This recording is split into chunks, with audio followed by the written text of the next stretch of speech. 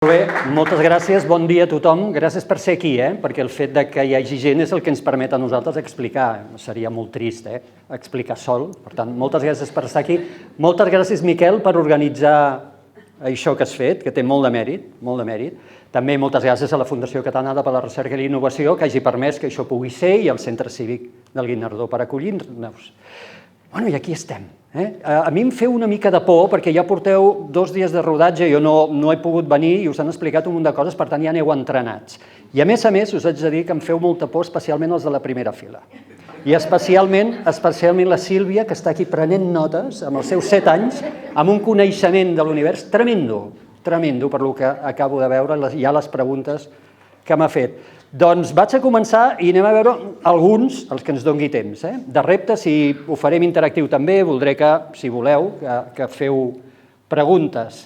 I us parlaré, bàsicament, ja n'heu parlat, perquè de fet he arribat just que ho estàveu parlant, una mica de la composició de l'univers, on som en aquest moment, i després deixarem volar una mica la neurona, començarem a la Terra, intentant entendre la vida a la Terra, que ja us dic, ja us faig spoiler, no l'entenem, i després anirem cap a l'espai a veure on estem cercant vida, on tenim probabilitats de contestar la gran pregunta de si estem sols, i finalment us faré una reflexió, també en un punt de vista ètic, perquè penso que és important, sobre com explorarem, com hauríem, de fet, d'explorar a l'espai.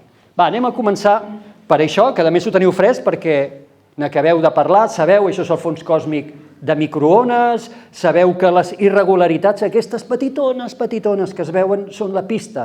Jo sempre dic que la natura és supercomplicada, però la natura vol que l'entenguem. I ens va deixant molletes de pa per tot arreu, ens va deixant pistes. La qüestió és que ens hem de fixar. Hi ha gent que s'hi fixa, hi ha gent que anem molt de pressa per la vida i no ens hi fixem, però altra gent es fixa en aquestes molletes de pa. I una de les molletes de pa que ens ha deixat és aquesta anisotropia, aquest desequilibri, és a dir, aquesta asimetria que hi ha amb el fons còsmic de microones, que ens ha permès, a l'estudi d'aquestes asimetries, obtenir una informació increïble de com va néixer l'univers i de quan va néixer. I en aquest moment tenim una data, com sabeu, uns 18.000 milions d'anys, i tenim un munt d'informacions de les quals, aquesta composició que ara parlàveu, de l'univers, que ens demostra que apenas sabem què hi ha allà fora, perquè diem, un 5% de tot allò que hi ha a fora creiem que és matèria normal. Normal vol dir formada per àtoms. Nosaltres, estrelles, planetes, galàxies, etc. Però, clar, quan mires això dius, uau, no? Un 27% de matèria fosca, que ara us en parlaré una mica rona, i un 68% d'energia fosca, que és el que està provocant, ara ho parlàveu, que l'univers estigui expandint acceleradament. Tu fas números i dius, només coneixem el 5% d'allò que hi ha fora. No és que, fixeu-vos, cosa molt important, no és una limitació dels nostres instruments, no és que els nostres telescopis no siguin prou potents com per observar només un 5%, no. És que la composició de l'univers, el 5% és feta per àtoms, i la resta no ho sabem. Clar, encara som lluny de saber algunes d'aquestes coses. L'energia fosca me la liquido ràpid, dient-vos que estem molt lluny en aquest moment de saber què és l'energia fosca. Tan lluny que jo no tinc, tant de bo m'equivoqui, jo no tinc esperances que en els pròxims anys puguem tenir una resposta definitiva al que és l'energia fosca, perquè aquesta energia del buit, que ara en parlàveu, una hipòtesi és, clar, és que el buit, que de fet és un buit quàntic, sabeu que el buit no existeix, és un entrar i sortir de partícules i antipartícules, i això té una energia associada, que és l'energia del buit, quan diem, no hi ha cap problema, això és l'energia del buit. I fem els càlculs, resulta que obtenim una desviació, un error, entre el càlcul quàntic i el que observem, atenció, esteu asseguts, de 123 ordres de magnitud d'error. Mai a la ciència, mai hi ha hagut un error tan bèstia. 123 ordres de magnitud és un 1 seguit per 123 zeros d'error. És a dir, som molt lluny d'entendre què és l'energia fosca. Fins i tot, una de les hipòtesis és que no hi hagi tal energia fosca i que el que tinguem malament sigui la nostra concepció del que és la gravetat, de la relativitat general. de com funciona l'univers a gran escala. No ho podem descartar. No podem descartar que en realitat no existeixi res que sigui això, sinó que tinguem malament els models quan els contemplem a gran escala. Per tant, jo penso que encara som molt lluny d'entendre realment què és l'energia fosca. Però la matèria fosca, aquí tinc una mica d'esperances de que en els pròxims anys puguem saber alguna cosa, perquè ja funcionen un munt d'experiments arreu, vol dir dins dels acceleradors de partícules. És curiós, no?, que per contestar de què està fet l'univers ho fem sota terra, ho fem en els nostres acceleradors de partícules, però també a l'espai, amb telescopis, i tenim candidats, aquí en veieu uns quants, jo us diria que en aquest moment els que més prometen, els accions, recordeu que la matèria fosca en principi no està feta per àtoms, per tant és una matèria que no sabem de què està feta, però que interacciona per gravetat. És a dir, la gravetat la nota, així és com la detectem també, perquè, com us han explicat, Vera Rubin, però també Zwicky, abans el tema de les rotacions de les galàxies, el tema de com les galàxies estan unides, és com es va suposar que hi havia molta més matèria que no vèiem, matèria fosca, però que sí que nota la gravetat. Els seccions, aquí veieu com una escala de massa, això són partícules ultralleugeres, va creixent la massa, aquí teniu, que no caigui, aquí teniu els electrons i els protons, per referència de massa, i aquí tindríem forats negres, massius, molta massa, poca, ínfima massa. Doncs les seccions durant una època, encara avui, però sobretot es van posar de moda com uns possibles candidats, són partícules molt poc massives. Els WIM, on els tenim aquí, els WIM, que vol dir Weakly Interacting Massive Particles, que vol dir partícules que interaccionen de manera dèbil, que són bastant més massives que els protons i els electrons, també són un bon candidat, però la qüestió és que encara no sabem. Són noms que li hem posat a partícules que no hem descobert.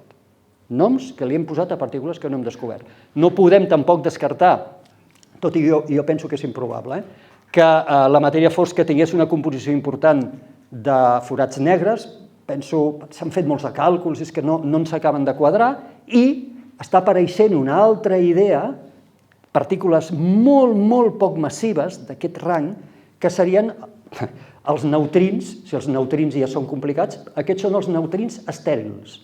Neutrins, perquè sabeu, no sé si ho sabeu, però els neutrins de les 4 forces de la natura noten també la nuclear feble. La nuclear feble, que és aquella que es produeix a les desintegracions, aquesta els neutrins la noten. Però els neutrins estèrils, que no els hem descobert, no notarien aquesta, no notarien la gravetat. Per tant, fixeu-vos, tenim models, tenim teories, hi ha un munt d'experiments. Fixeu-vos, tot això són noms d'experiments, molts estan sota terra, detectors de partícules, però no només, que estan buscant això. Què passa? Que com més temps passa, menys lloc li queda a la matèria fosca per amagar-se. Anem descartant rangs, i cada cop li va quedant menys espai realment per ser allà, aquella matèria fosca, per ser alguna d'aquestes partícules. Pot ser que estem cometent errors, i segur que els estem cometent, però jo penso que si tot va bé, si en 10 anys, dic una xifra per dir-la, però si en 10 anys no hem descobert què és la matèria fosca, tenim un problema enorme, perquè segurament haurem descartat quasi tots aquests rangs d'energia. Jo soc optimista en això, i com dèieu abans, això segurament valdrà algun Nobel, si no més d'un Nobel. Sabeu que tenim el James Webb a l'espai, no per això, companys, sisplau, hem d'oblidar el nostre venerable Hubble. El Hubble continua funcionant, és que molta gent ja s'han oblidat del Hubble.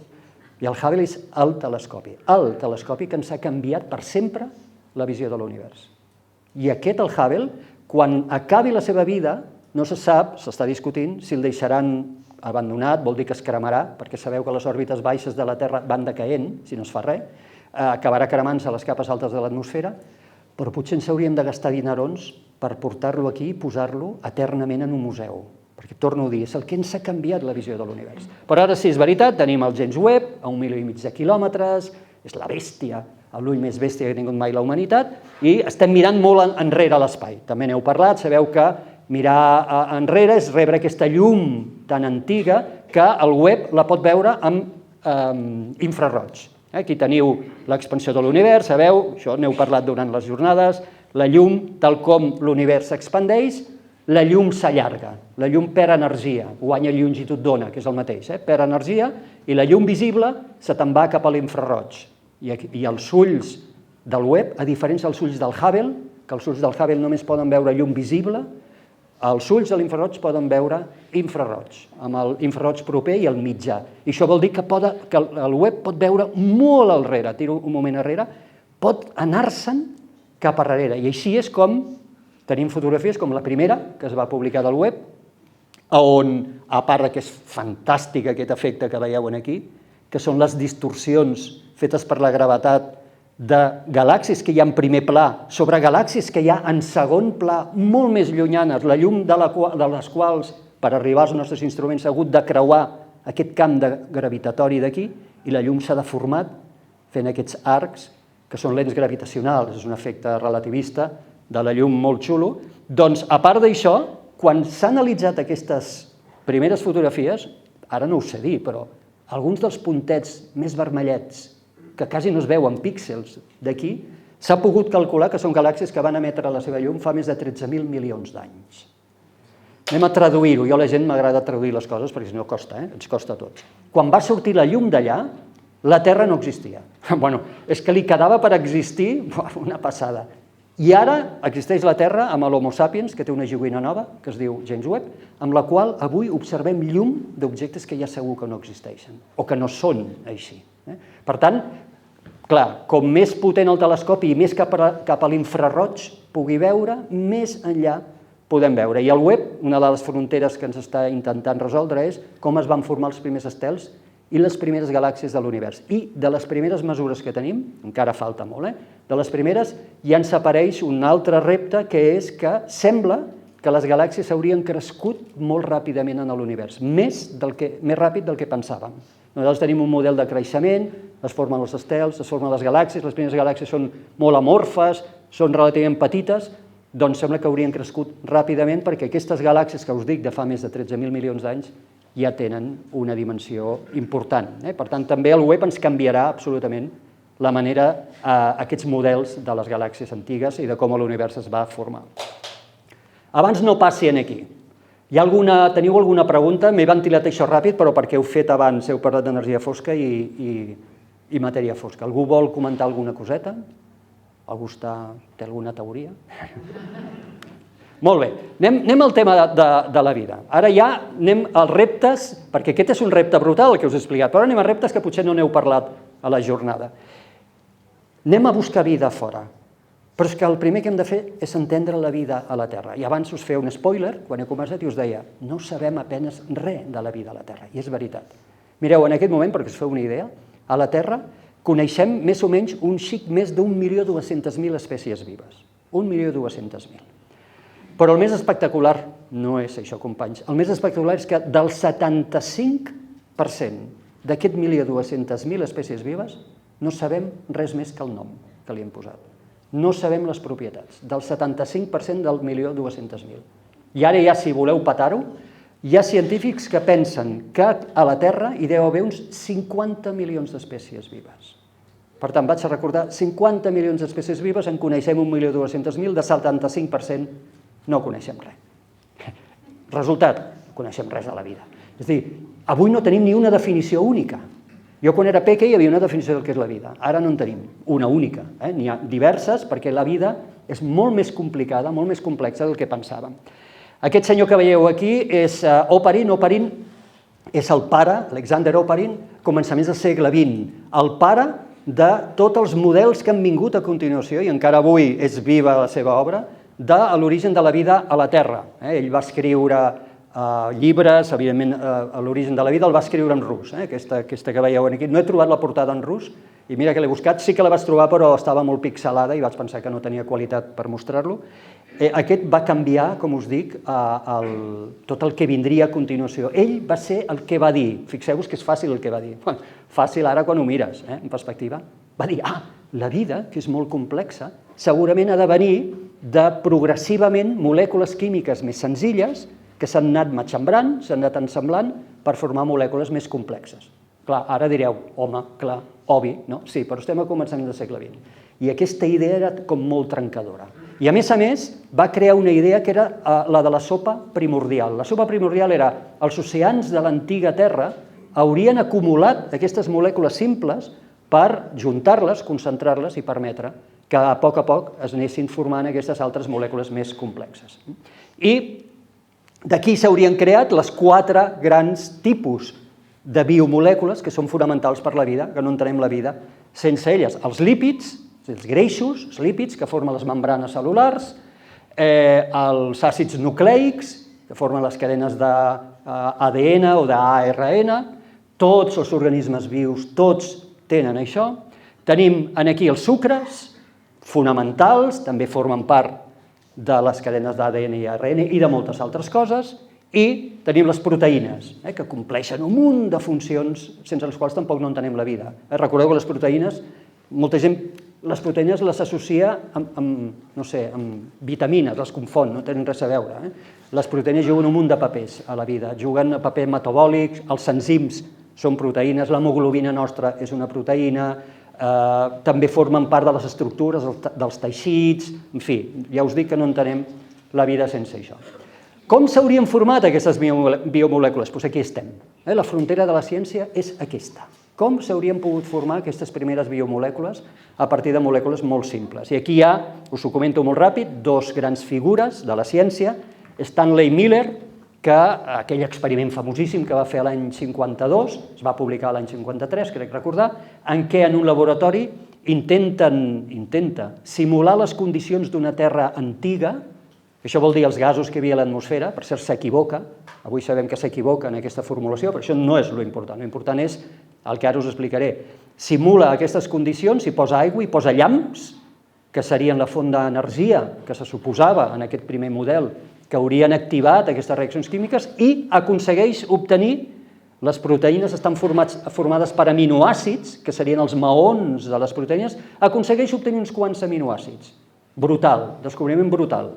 I després ve Joan Oró, centenari de Joan Oró aquest any, sabeu? És any Joan Oró, declarat per la Generalitat oficialment. Estem celebrant el centenari del naixement del gran científic de la vida, no se li ha donat reconeixement, va haver de marxar d'aquí per anar-se'n a Houston, i a la Universitat de Houston és on va fer els grans descobriments, algun dels quals hagués estat mereixedor de Nobel, sens dubte, i, per cert, que no li van donar, segurament, això no és oficial, segurament perquè no va voler acceptar la nacionalitat americana. Segurament. Bueno, total, ell fa una cosa similar a Miller, per cert, amics, van ser molt amics, una cosa similar a Miller, però pels àcids nucleics, i descobreix com la Terra primitiva va poder fabricar l'adenina. L'adenina és un maó fonamental, una de les 4 bases nitrogenades, diem, de l'ADN i de l'ARN. A més, l'adenina forma part del metabolisme cel·lular, d'un munt de processos de metabolisme cel·lular.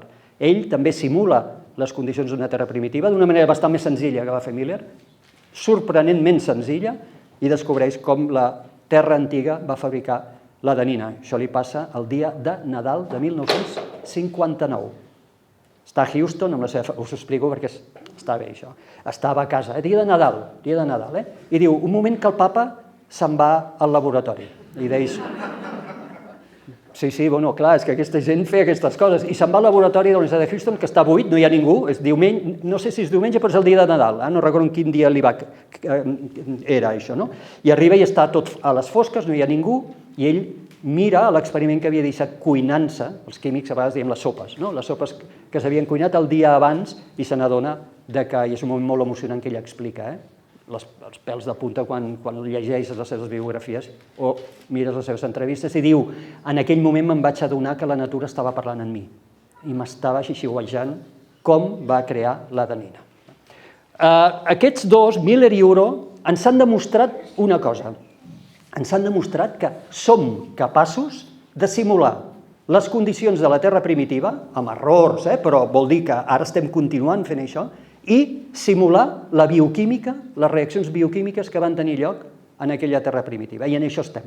Aquest és el llindar de la ciència. Avui en dia hi ha un munt d'equips de científics, n'hem portat forces ara fa poc per celebrar l'any Joan Oró, hem fet cicles de conferències, no sé si heu anat seguint, hem portat figures a nivell mundial rellevants que estan en els seus laboratoris fent justament el que va fer Miller, el que va fer Oró, però ja amb els coneixements que tenim avui en dia. I aquí estem. I estem discutint on de la Terra primitiva es van poder formar aquelles primeres reaccions. I aquí discutim com a bojos. Però quan dic discutim és que discutim, però discutir. Discutir. Perquè hi ha grups de científics que han dedicat molta pasta i molt d'esforç i molta il·lusió i estan contraposats. Van ser els oceans antics on va passar això? Sabem pels zircons, els zircons són els minerals més antics que hi ha a la Terra, i els zircons ens demostren que la Terra primitiva era pràcticament tot oceà. Els oceans ocupaven molta més part de superfície del planeta del que ocupen ara. Van ser aquests oceans que van concentrar els elements químics que després, i en allà es va cuinar la vida... Bueno, és que els oceans eren tan bèsties, com s'haurien concentrat suficientment aquestes molècules? Què és el que hauria fet que en un lloc s'haguessin concentrat? Això ara estic fent de bo i de dolent per cada un dels models. No, hauria estat, a l'inici de la vida, haurien estat tolls d'aigua en superfície.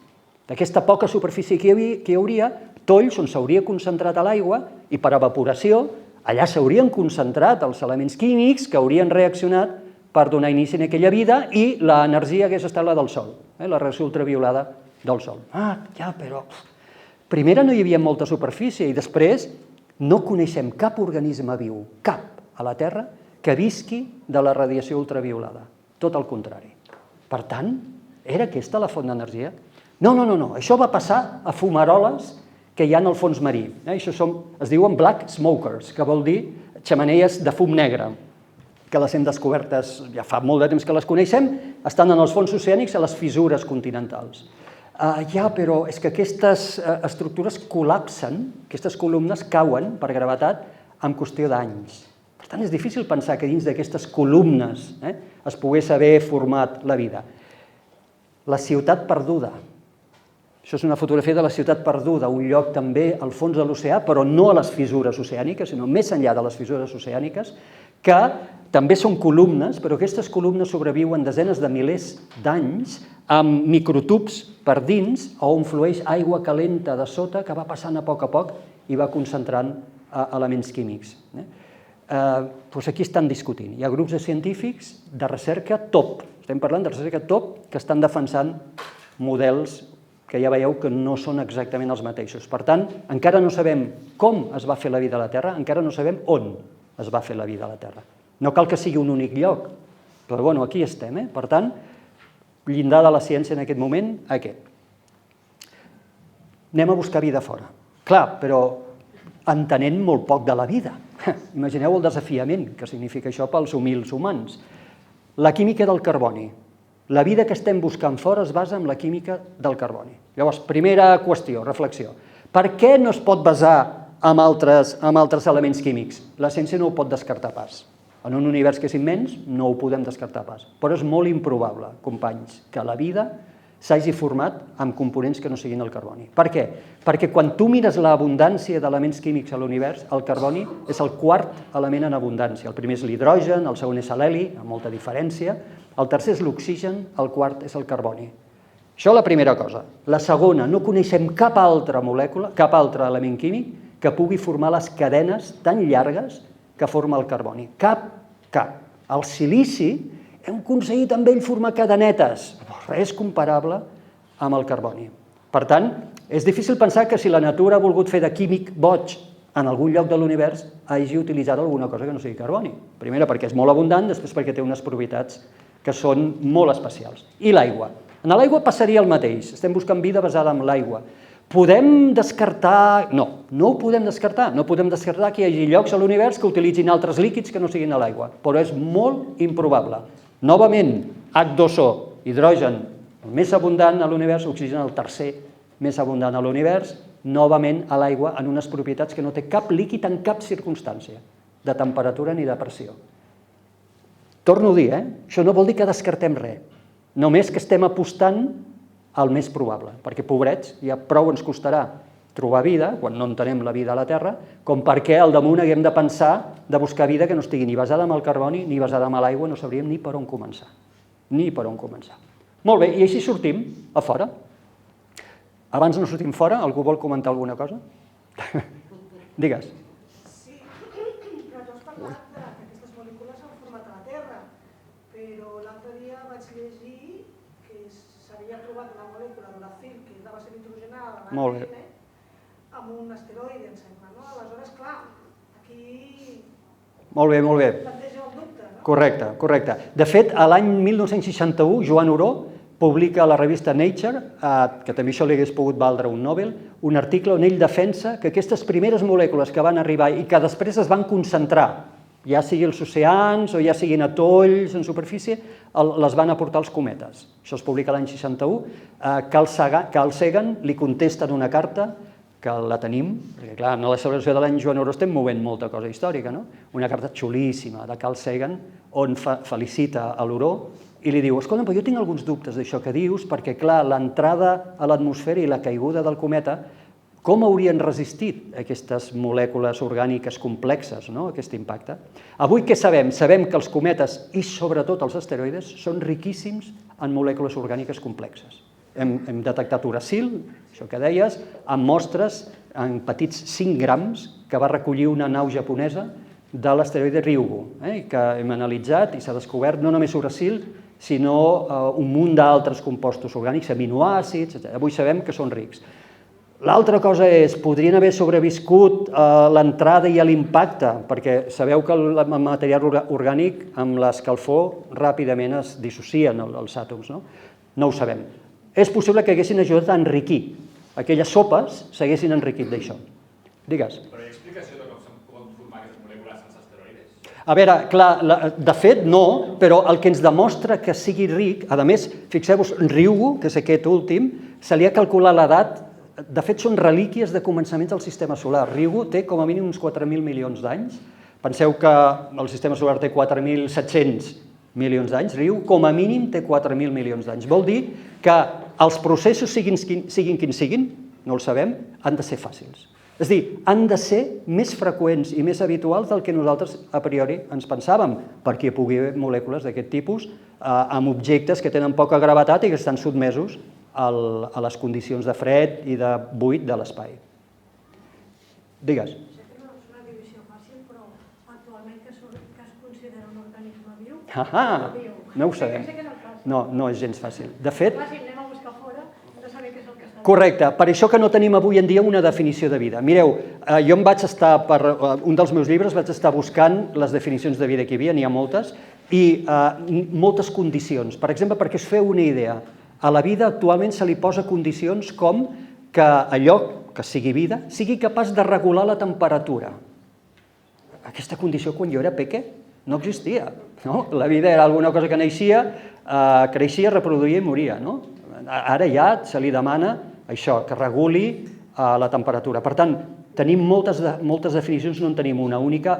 Ara sembla que fa temps que hem decidit que els virus no ho són, de vida, però ens fallen definicions bàsiques. Per exemple, la vida és una cosa que s'ha de poder reproduir. Bueno, els biòlegs fan broma, no? Perquè llavors diuen que, crec que és la mula, no? La mula no, o l'ase, no? La mula crec que no? Que no es pot reproduir, per tant no és vida, no? Els prions són unes proteïnes que per cert causen la malaltia de les vaques boges, entre altres coses, no? Doncs es poden reproduir, poden fer còpies, però no són vida. No tenen ni ADN, ni creixen, però aquestes es repliquen. Per tant, increïble. I després penseu una cosa, ara m'estic enrotllant molt, però penseu una cosa, els humans estem condicionats per la vida aquí a la Terra, com que no coneixem altra vida, i aquí encara estem discutint on estan els llindars de la vida. Però us imagineu el que hi pot haver allà fora? Com de complicat més encara pot ser allò d'allà fora? Com quantes coses pot haver-hi allà fora que encara ens compliquessin més decidir si allò és vida o no? Clar, perquè tenim clar que és un organisme, però de vegades... Perdona? Que tenim, cometes clar que és un organisme, però de vegades un organisme és un conjunt d'organismes que viuen... Sí, correcte, que col·laboren al damunt això. El que passa que els bacteris avui sí que decidim que és vida i clarament ho són. Els virus no, perquè els hi falla, hem decidit que no, perquè els hi fallen moltes d'aquestes coses. El virus necessita entrar dins d'una cèl·lula i segrestar tot el seu mecanisme de metabolisme i de còpia per poder-se reproduir. Per això hem decidit que no ho són. També comentari, abans no continuï. Companys, una cosa d'humilitat, que ja sé que la tenim tots clares. Els humans intentem ordenar una cosa tan complexa com el caos de la natura. No sabem viure amb el caos, els humans, i creem famílies, categories, definicions, grups. La natura no té per què ser ordenable pels humans. La natura és la natura, és com és. I per això després tenim les excepcions. i diem que Plutó no és un planeta, a Plutó li és absolutament igual. O diem que un virus no és vida, o sí, perquè no sabem viure amb el caos i la natura sembla que és un continu. No és, en algunes coses sí, però en altres no és classes i categories perfectament separades. El que passa els humans en aquest caos no hi sabem viure. Va, anem a sortir. Experiment, Mart sabeu, els que em seguiu, sabeu que jo l'anomeno l'aposta de tot el vermell. M'agrada explicar-ho, això és molt xulo, penso. És com entrar en un casino, el casino es diu búsqueda de vida, i entrem en €1 per apostar. És que €1 és tot el que tenim, comparat amb la despesa militar. I llavors entrem al casino i veiem la ruleta que gira, i diuen, on aposteu? Val, doncs l'euro l'hem posat tot el color vermell, tot el color de Mart. Ara veureu per què, ja us faig un spoiler, jo sempre dic, en una mica de sort, entre 10 i 12 anys podríem tenir el descobriment de la història de la humanitat. I el podríem viure nosaltres, tant de bo. Molt bé, però la vam pifiar quan vam començar a buscar vida, perquè clar, sense saber vida, a l'any 76 del segle passat anem, els fatxendres dels humans, a Mart a buscar vida, a la primera de canvi. Vam enviar 2 naus bessones, les naus Viking, que van anar a buscar vida en experiments, no sabíem realment què buscar, i un dels experiments dona positiu en vida.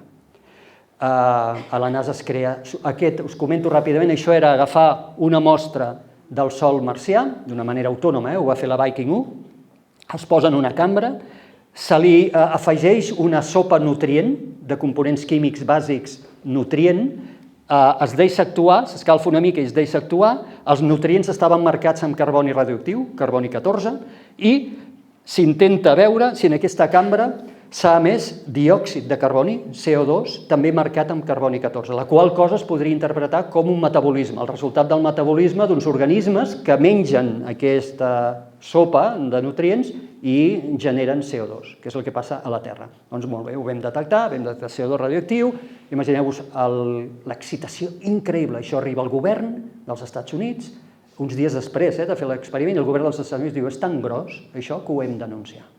I demana a la NASA que facin una roda de premsa per anunciar el resultat. Per preparar la roda de premsa es reuneixen els científics. Com ho presentarem? Una sala plena, excitants de científics. I el Joan Oró allà al fons. I explico moltes coses del Joan Oró, perquè clar, ho hem preparat molt per enguany. Soc el comissari de l'any Joan Oró. No sé si es nota, però amb molt de gust, amb molt d'honor. Doncs preparen això, i quan el Joan Oró veu l'experiment que han fet i veu la sopa de nutrients, aixeca la mà. I diu, jo tinc una altra explicació, si voleu. I els hi aixafa la guitarra. Ell diu, no és vida, és una reacció química, purament química, que ell explica per la composició, en comença un error, diríem, per la composició de la sopa i a l'efecte que el sol marcià és molt oxidant. Això ha produït una reacció amb l'àcid fòrmic, que és un àcid que formava part d'aquesta sopa i ha generat CO2 d'una manera abiòtica, d'una manera natural, química, sense vida. Per tant, no volem cometre aquests errors de nou, no els volem cometre. I per això, des de l'any 76, no hem tornat a Mart a buscar vida. Tot el que hem fet és enviar robots i naus que són geòlogues, climatòlogues, sismòlogues, però no biòlogues. No biòlogues, fins ara. Ara ja ens hem atrevit, però veureu, de manera molt defensiva. Fotografia molt xula de l'any 2008 d'una nau que es deia Fènix, de la NASA, que la NASA va enviar a prop del pol nord de Mart, li van dir rasca el terra i envia'ns la foto, aquesta foto és històrica, això és gel d'aigua, a pocs centímetres sota la superfície. Any 2008, és la primera vegada que certifiquem, perquè algú baixa, rasca i diu que allà hi ha gel d'aigua. Ja ho sabíem, perquè des de telescopis a la Terra veiem els casquets polars de Mart, gelats, i també els satèl·lits que orbiten Mart havien detectat el senyal de l'aigua. Però és igual, algú havia de baixar i dir, ei, sí, això és gel d'aigua, 2008. Selfie del robot Curiosity, són molt presumits, com sabeu. En aquest moment tenim 3 robots vius, estem patint pel tercer, que és el robot xinès, va entrar en hibernació tal com estava previst, però s'hauria d'haver despertat al desembre i no ho ha fet. I en aquest moment tenim fotos des de l'espai, des d'òrbita de Mart, que el mostren allà quietó, però cobert, els seus panells solars coberts de sorra marciana. Per tant, estem expectants de si, ara que està entrant més llum, en el lloc on està, es reactiva les bateries i continua vivint. A aquest no li passa res perquè té una pila de plutoni. Això que veieu aquí és una minicentral nuclear. A aquest no li fan res les tempestes de sorra, al revés, crec que deu gaudir-les quan les troba. Doncs Curiosity, en aquest cràter, que és on va aterrar a l'agost, farà 11 anys que hi és, i és el més venerable dels robots que tenim. És el cràter Gale, és un cràter de 154 quilòmetres. Ens ha demostrat el que sospitàvem, que això era un llac d'aigua líquida en el passat. Per tant, els robots, les naus que hem enviat, ens han anat canviant la visió que tenim de Mart, i avui pensem que Mart fa 3.800 milions d'anys o 3.500 milions d'anys era el planeta blau, aguanta, amb rius i llacs, no oceans, però en rius i llacs d'aigua líquida en superfície. I aquesta és l'aposta que hem fet en aquest robot, que és el Perseverance, Persi pels amics, que va arribar al 2021, és el robot més avançat que tenim, que el que ha fet durant els 2 primers anys de missió és recollir mostres de roques. Aquest ja és biòleg, però biòleg defensiu. Mostres de roques que podrien tenir indicació de la presència de microorganismes fòssils, és a dir, roques que podrien indicar que hi havia microorganismes fa 4.000 milions d'anys a Mart, i ha recollit 2 mostres, és a dir, una còpia de seguretat, la mostra normal i la còpia de seguretat, les ha posat en tubets, que se'ls ha guardat a la panxorrina durant 2 anys, i ara, des de gener, ha dipositat una de les còpies de cadascuna de les mostres, una de les 2 còpies, a terra. Aquí n'hi ha diverses en aquesta foto. De fet, hi ha un joc per internet que és a veure qui en troba més, que les ha anat deixant en el seu recorregut, i s'ha fet una foto al costat de les mostres, perquè, us deia que és un biòleg defensiu, perquè la lliçó del 76 va ser dolorosa, no volem tornar-la a pifiar, i per tant el que farem és una missió conjunta entre l'Agència Espacial Europea i la NASA, que ja comencem a tenir molts detalls, supercomplexa i no tripulada, que anirà a Mart, recollirà aquestes mostres i les durà a la Terra per analitzar-les aquí. Això és el que farem. Perquè mai a Mart hi tindrem un laboratori amb potes tan potent com els milers de laboratoris i d'equips i de científics que tenim a la Terra. Aquí podem analitzar les mostres 28.000 vegades, de la manera com vulguem, amb molts equips, que fins i tot avui encara no tenim aquests equips.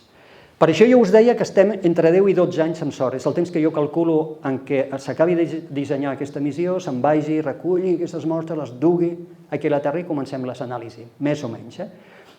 Amb sort. Potser no la tenim, aquesta sort. Potser hi va haver vida i no la reconeixerem. També és possible, Però bueno, jo aquí soc optimista, sincerament. Us haig de dir que per l'any Joan Oró vam portar aquí un biòleg de l'Antonio Lazcano, és una figura científica de primer ordre mundial de Mèxic, i em va dir que ell creu que no, i creu que a més els astrofísics ens estem aprofitant una mica de tot això per crear expectació a la gent i il·lusió. Diu, però els biòlegs no som tan optimistes com sou els astrofísics. Bueno, aquí està la cosa. Realment nosaltres pensem que probabilitat n'hi ha, baixa, però vés tu a saber. On més? Mireu, vaig agafar la Terra i la vaig representar a escala de mida d'algunes de les llunes de Júpiter i de Saturn. Europa, Cal·listo i Ganímedes, com sabeu, són de Júpiter, Tità és de Saturn. Vaig calcular tota l'aigua que hi ha a la Terra i vaig comparar-ho amb l'aigua que creiem que hi ha en aquests mons. Fixeu-vos, quanta aigua que hi ha, sent molt més peques, molt més petits que la Terra. De fet, la Terra, a mi m'encanten aquestes coses quan les dic, perquè hi ha gent que em mira i em diu, què diu ara? La Terra és dels llocs més secs que coneixem en tot el sistema solar. Sí, és així. Sí que és cert que quan tu la mires, veus la bola blava, la bala blava. Recordeu que canica en català és bala, no? La bala blava. Però el 75% de la superfície sí està coberta per oceans, però l'interior del planeta és sequíssim. És molt sec. Hi ha molta més aigua. Això té a veure amb l'origen de l'aigua a la Terra, però no em vull embolicar amb això. Aquí volem saber què passa. Mireu, Europa és això. Això és fotografia d'Europa, satèl·lit de Júpiter. Tot el que esteu veient són més o menys uns 18 quilòmetres de gruix de gel d'aigua. Us imagineu el que és això? I per sota un oceà global d'aigua líquida amb molta més aigua que hi ha a la Terra. Això ho sabem segur. I algun fenomen hidrotermal que fa que l'aigua s'escalfi i hi hagi géisers d'aigua que emeten aigua cap a l'espai. Volem saber qui hi ha aquí sota. Enguany se'n va una nau de l'Agència Espacial Europea, que es diu JUICE, i l'any vinent se'n va a la missió més potent, que és de la NASA, que es diu CLIPPER. Les dues arribaran a final de dècada i es posaran en òrbita de Júpiter. Cap de les dues va preparades per aterrar a Europa. Però sobretot CLIPPER farà passades superbaixes. Per Europa porten radars, porten molta instruments. Hem de ser prudents, companys, perquè és primera missió. Així com a Mart portem dècades de coneixement, aquí seran primeres missions. Primera, que hi hagi vida, que ja és, no? Segona, que la primera de canvi ja la detectem, tant de bo, però jo penso que no. Aquí segurament això és una exploració molt més llarga. Us deixo un vídeo ara, no sé si l'heu vist, són imatges reals, Els europeus vam aterrar a Tità, això és Tità, satèl·lit de Saturn. Imatges captades per una sonda europea que es deia Huygens a l'any 2004. Això és el món taronja, atmosfera brutal. Aquí estem caient, estem a 60 quilòmetres d'altura, fixeu-vos, les muntanyes, comencen a veure les muntanyes, marques d'erosió, erosió de líquids. Erosió de líquids, estem a 20 quilòmetres d'altura, es va ja aclarint el lloc on aterrarem. Va ser brutal aquesta missió. Són imatges reals, el que passa que ha fet l'Agència Espacial Europea ha muntat una pel·lícula amb les imatges. Aquí estem ja a 5 quilòmetres d'alçada, 4, ja es va aclarint el lloc on aterrarem i ara veureu el lloc, és xulíssim. Aquí ja estava a punt d'aterrar. I ara quan aterra, mireu el primer pla, roques arrodonides per l'erosió de líquids. I ara veureu aquí, mireu, el paracaigudes. L'ombra del paracaigudes passant. No em digueu que no s'al·lucinen, això. És brutal. És paradoxal, quantes coses fem a l'espai incapaços de fer-les aquí a la Terra. Aquí podríem fer moltes coses, com posar-nos d'acord amb moltes coses, i no ho aconseguim. I a l'espai fem coses com aquestes. Tremendo, tremendo. Volem també anar a Tità. Tità, els líquids són metà. El gas metà, gas ciutat, el que utilitzem a la cuina per cuinar, allà és líquid, gas líquid, transiciona, la boira, núvols, pluja i llacs i rius de gas metà o de líquid metà. Però molta gel d'aigua. De fet, aquestes roques, més que silicats, pensem que estan fetes de gel d'aigua. Molt dura perquè a menys 180 graus, imagineu-vos la duresa de tot això. Hi ha una missió que és Dragonfly de la NASA, que se n'anirà amb els pròxims anys també a Tità. Però llavors mirem al cel i diem, uah, tot això són sols, són estels, per tant també han de tenir planetes, no? En aquest moment portem més o menys, això és del 24 de març, una mica més de 5.000 exoplanetes descoberts, 5.000 planetes d'altres estels, i vora una mica més de 9.000 candidats, que segurament molts d'ells acabaran sent planetes. Ara mateix podríeu dir, uah, no? Que bons que som, els humans, clar, però és que només a la nostra galàxia potser hi ha 1 bilió de planetes. Només a la nostra galàxia. Per tant, apenas hem començat a descobrir-los. Com ho fem, això? El mètode del trànsit, ho vaig molt ràpid, si algú vol més informació, després en podem parlar. Mètode de trànsit és, penseu que els exoplanetes no els veiem. Apenas veiem la llum dels estels. Deduïm que hi són, indirectament. Com ho deduïm? Perquè si tenim la sort que des de la nostra perspectiva de visió un planeta passa per davant del disc del seu Sol, farà que la llum que ens arribi baixi una mica, quan passi pel davant i després es recuperi. És una mínima baixada, però mínima és mínima. Justament ara tenim la tecnologia per començar a detectar terres, que és el Sant Grial. Fins ara hem estat detectant Júpiters, planetes grossos, perquè clar, com més gros és el planeta, més clarament podem captar aquesta baixadeta que continua sent diminuta, Però clar, en planetes pequeños com el nostre això és supercomplicat. Ara ja comencem a tenir la tecnologia, fa res, el projecte Càrmenes, no sé si ho heu seguit, el que està a Calar Alto, funciona a Almeria, Calar Alto, ja ha publicat la descoberta, ara no recordo si eren 50 o 40 i pico noves terres, exoplanetes de mida similar a la Terra. I l'altre mètode és aquest, que és el de la velocitat radial, que és que quan un planeta orbita el seu estel, passa això. És a dir, l'estel a vegades pensem que està quiet, i no. Efectivament, també gira al voltant del centre de masses comú. Què passa? Que el centre de masses comú aquí està exagerat. Normalment està dins de l'estel. És a dir, el nostre sistema solar, el centre de masses, queda dins del Sol, però no està al centre del Sol, de manera que el Sol té un balanceig. És com si passegeu un gos i el gos us estira, i vosaltres feu així, per contrastar, doncs això està fent a l'estel. El gos és el planeta que gira i l'estel se n'està anant una mica enrere. Doncs podem detectar no el moviment, no passa el moviment de l'estel, però sí a la llum. Quan analitzem la llum de l'estel, podem veure que la llum se'n va cap al vermell o cap al blau, tal com l'estel s'acosta cap a nosaltres, ara s'està acostant, la seva llum se'n va cap al blau, o quan se'n va, que la seva llum se'n va una mica rona cap al vermell. Això ho podem detectar, podem calcular, per tant, quina és la massa del planeta aquest. Són mètodes indirectes. I parlem de la zona habitable, que com sabeu és el que estem intentant, trobar planetes que estiguin a una distància tal del seu estel que les temperatures poguessin ser adequades perquè hi pogués haver aigua líquida. Recordeu, els astrònoms som molt friquis. Això ho heu de... Per tant, quan diem zona habitable, no vol dir que hi hagi palmeres, ni rius, ni ocells. El que vol dir zona habitable en astronomia només és que estàs dins d'una zona que la distància al teu estel és la perfecta. Per què? En cas d'haver-hi aigua, que no sabem si n'hi ha, l'aigua podria ser líquida en superfície. Punt. Això és el que vol dir habitable. Ho dic perquè és un terme molt confós, o que porta a confusió. Doncs estem intentant trobar exoplanetes dins de les zones habitables dels seus estels. I n'hem trobat poquets. Portem molt pocs. Segons els autors, entre 20, entre 30... Hem tingut l'enorme sort que el més pròxim a Centauri B, l'exoplaneta més pròxim és un d'aquests, és un planeta de tipus Terra i està a la zona habitable del seu estel. No us feu il·lusions d'anar-hi, perquè si volguéssiu anar, amb la tecnologia que tenim ara, trigaríeu entre 50 i 70.000 anys. I és el més pròxim. És desesperant, És una cosa desesperant. Per tant, ho fem en remot. Com ho fem? Si el planeta transita, que és això que passa pel davant del seu estel, la llum de l'estel ha de creuar l'atmosfera. En cas que en tingui aquest exoplaneta, la llum de l'estel haurà de crear la seva atmosfera, de travessar-la, vaja. Nosaltres, quan mesurem aquesta baixada de llum, que us deia, aquesta baixada de llum serà diferent en funció del filtre, del tipus de llum que utilitzem, perquè hi haurà llum que s'haurà absorbit més o menys a la seva atmosfera. Doncs això és el que estem intentant fer.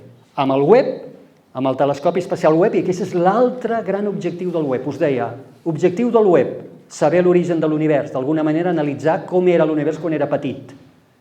L'altre gran objectiu, buscar vida en exoplanetes que estan molt lluny i que no hi podem anar.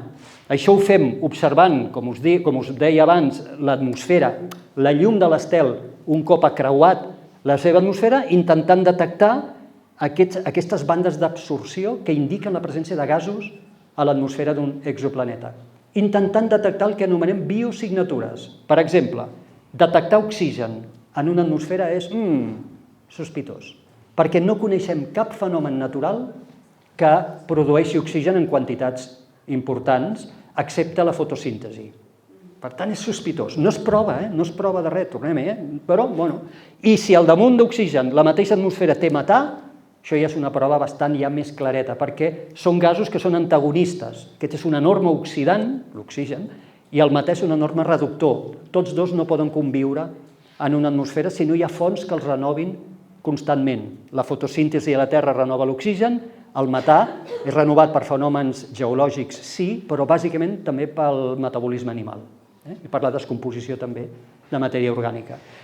Torno a dir, no prova res, perquè fins que algú no hi pugui anar, un robot, i aterri i digui sí, veig la vida, tot el que tindrem és la sospita. Però ja és una cosa. Llavors el web està fent això en aquest moment. I no ha publicat més el web perquè estan acumulant dades. Això és tan complicat, això que veieu aquí, que mira quina baixada, és tan petit, hi ha tant de soroll, hi ha tan poca senyal comparat amb el soroll, és a dir, hi ha tanta que necessiten mesos i mesos i mesos d'acumular senyal perquè quedin clares aquestes coses. Això és el que està fent el web ara, i vaig estar l'altre dia amb la Lisa Kaltenegger, que és la directora de l'Institut Carl Sagan, de les que més involucrades estan en això, i em va dir, estem a punt de publicar, però encara no ho podem fer perquè encara estem acumulant dades. Per tant, hi haurà anuncis, m'imagino, d'aquí a poc, i vés a saber què anunciaran. Tant de bo sigui, en alguns d'aquests exoplanetes, la confirmació per primer cop la detecció d'oxigen. Això no s'ha fet encara mai. Hem detectat vapor d'aigua, això sí, amb alguns exoplanetes. Aquest és l'altre llindar. I s'obren altres coses que ni sospitem. Exollunes. Per què la vida hauria d'estar dins de la zona habitable, aquella que us deia? Per què no pot haver-hi llunes, com passa en el sistema solar, a Europa, que us deia, que sota la superfície i escalfades per l'efecte gravitatori del planeta podria haver-hi desenvolupat la vida, i això està fora de la zona habitable. Per què no hi podria haver mons fora completament de la zona habitada, on per sota la vida es pogués desenvolupar en els oceans, en aigua per sota protegit? Per què no hi podria haver, s'acaba de publicar un estudi, planetes que tenen una cara permanentment enfocant al seu estel i una cara on és de nit, on la vida s'hagués pogut desenvolupar a la frontera, al llindar, entre dia i nit. Si és que no sabem... Per tant, això de la zona habitable s'està com convertint en vell, ja. Ja és com una idea que l'estem superant. La vida pot haver aparegut a molts altres llocs que no sigui només la zona habitable. Vaig acabant, perquè crec que m'estic quedant curt de temps, i ara anem a preguntar si algú en té. Búsqueda de civilitzacions, sabeu que és el plat gros, el premi gros, això és la famosa, la coneixeu, fórmula de Drake, Frank Drake, que ens va deixar l'any passat, amb 92 anys, un dels pioners de la cerca de vida, o de la inspiració de la cerca de vida, va crear una fórmula per calcular quantes civilitzacions hi ha a la nostra galàxia, amb factors que no coneixem, no? Quants estels es podrien formar en una galàxia? Quants d'aquests estels podrien tenir sistemes planetaris? Quants d'aquests sistemes planetaris podrien ser bons per que la vida hagués aparegut? En quants realment hauria aparegut? En quants s'hauria pogut desenvolupar una tecnologia avançada? I van multiplicant probabilitats. Clar, el problema és que no sabem el valor d'aquestes probabilitats. Llavors hi ha autors que s'inventen, vull dir, en diuen educated guess, els anglesos vol dir una invenció però en base a coneixement, posen números i diuen han d'existir 30 civilitzacions a la nostra galàxia i altres no n'hi ha cap a la nostra galàxia. I estem aquí. Òbviament, això només és inspiracional. Quan trobeu la fórmula de Drake, penseu que és una manera d'inspirar. No és una fórmula matemàtica de la qual mai puguem acabar deduint quantes civilitzacions. Oumuamua, sabeu, l'objecte que ens va visitar el 2019, un objecte que ve, hem confirmat que ve d'un altre sistema estel·lar, d'un altre sistema solar, i que va fer que uns astrofísics, bàsicament un, de la Universitat de Harvard, promogués que això era un fragment de nau ET. Pràcticament un descartat. Ell continua mantenint-ho, ha fet llibres i dona conferències i continua mantenint, però això bàsicament hem descartat que ho fos. Per tant, una forma de detectar-lo seria que alguna vegada ens arribés, improbable, un tros de ferralla que no fos nostre. Seria una manera. L'altra manera és detectar que hi són o que hi han estat perquè han creat estructures per capturar energia. Això és una esfera de Dyson, que és una estructura teòrica que envoltaria un estel, un sol, per captar l'energia, perquè les civilitzacions, a mesura que ens anem desenvolupant, cada cop necessitem més i més i més energia. Doncs detectar això, aquestes estructures, que farien que la llum de l'estel, quan ens arribi de manera irregular, tal com això va girant, va tapant més, menys... Això seria una manera, i l'altra és aquesta, que és la que coneixeu, de la pel·lícula Contact, que és intentar-los escoltar. Recordeu que no és so, són ones de ràdio, llum, abans ho explicàveu, és llum, però a mi m'agrada dir més escoltar, perquè ho trobo més poètic, parar orelles a l'univers. I aquí tenim, com sabeu, que l'univers és sorollós, té moltes interferències d'objectes naturals que emeten ones de ràdio, però hi ha un rang de radiofreqüències on no coneixem fenòmens naturals que emetin. De manera que el sentit comú diu, aquí és on hem de buscar, perquè aquí és on ells ens hauran dit hola. Aquí és on nosaltres estem dient hola fora. També estem enviant senyals de tant en tant dient hola, som aquí. Una cosa que desaconsellava Stephen Hawking, per cert, perquè amb la seva ironia deia que si ells són com nosaltres anem arreglats. Millor que estem calladets, però bueno. I ja ho coneixeu també, m'imagino, el 15 d'agost de l'any 77 ens arriba un senyal de l'espai, el primer i únic cop, que és el senyal WOW, manuscrit, això vol dir uau, que és el que manuscriu l'astrònom que està de guàrdia, ell ho veu uns dies després, el 15 d'agost del 77. Mai més s'ha tornat a repetir, no porta informació codificada, per tant, si aneu a judici, no us serveix de prova, no és prova de res. Ho dic perquè hi ha gent que diu, el senyal WOW demostra... No demostra res. És més, si jo hagués d'apostar, apostaria que és una interferència o un fenomen natural que no hem acabat d'explicar. Però aquí està. Des del 77 no l'hem explicat. Cada any rebem milers de senyals, però els descartem immediatament perquè són interferències o fenòmens naturals. Aquí estem. Només us vull fer una reflexió. I aquest és Yuri Miller, multibilionari rus, nacionalitat ja com a Israel, perquè està en contra de la política de Rússia. De fet, des que Rússia va envair Crimea, ell es va distanciar. Stephen Hawking el veieu aquí. Ell ha promogut una sèrie... Promogut vol dir que ha posat pasta, per buscar vida intel·ligent a l'univers amb diverses iniciatives. Només acabo amb una cosa d'aquí. Penseu que mai havíem estat tan a prop com ara de rebre el senyal que ens dirà que no estem sols.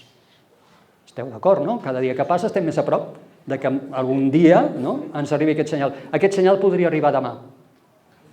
Per què no? Per què no? O d'aquí a 20 anys, o d'aquí a 200, espero que no, perquè jo ja no hi seré, o d'aquí a 2000. Perquè són senyals que estan viatjant i estic convençut que no estem sols.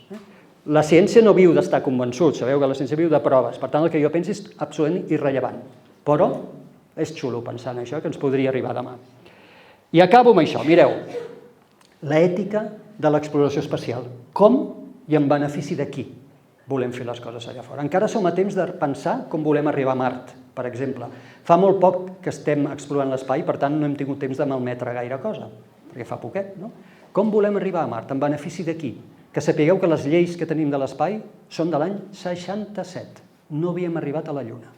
Són poc concretes, obsoletes i no ens protegeixen de nosaltres mateixos. Estem militaritzant a l'espai. Actualment estem militaritzant a l'espai. I si no canviem res, soc pessimista en això, haurà d'haver-hi una catàstrofe, un accident, perquè reconsiderem què estem fent a l'espai. La qüestió és com volem arribar a Mart. Volem arribar amb la bandera dels Estats Units? Volem arribar amb la bandera d'Elon Musk? Volem arribar amb la bandera de les Nacions Unides? Només depèn de nosaltres decidir-ho, i ho tenim a les nostres mans. Us passo el vídeo per acabar, és el vídeo de les ciutats marcianes. Jo això ja no ho veuré, però els fills de les meves filles veuran ciutats marcianes i veuran humans marcians, humans nascuts a Mart. Això que us passo és el vídeo d'un dels projectes que s'ha presentat, que són futuristes. A veure...